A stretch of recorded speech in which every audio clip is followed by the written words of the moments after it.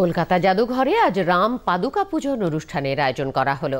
জাদুঘরের নির্দেশক অরিজিৎ দত্ত চৌধুরী এই উৎসবের মাধ্যমে সাংস্কৃতিক ঐতিহ্যের সংরক্ষণ করা হচ্ছে বলে জানান।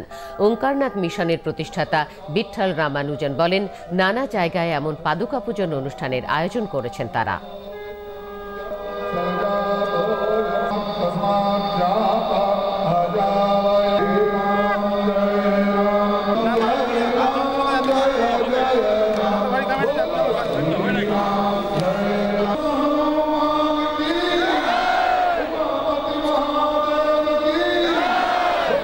Idols of Ramayana continue to illuminate our path towards righteousness and inspire generations to come.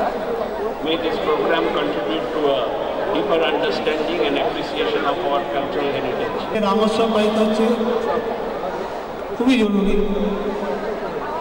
এটা যেমন বিশেষ বহু স্থানে স্থানে হচ্ছে,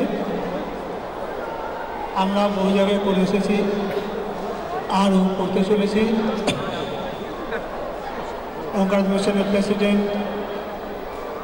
শ্রীমান প্রিয়নাথ চট্টোপাধ্যায়ের নেতৃত্বে এবং আমাদের যত ভক্তজন আছেন, বিশেষ করে বিভিন্ন আশ্রমের মঠের ইনচার্জ আছেন, সাধু সন্ন্যাসী, সকলের সহযোগিতায় এই মুহূর্তে আমি সকলকে সাধুবাদ জানাচ্ছি।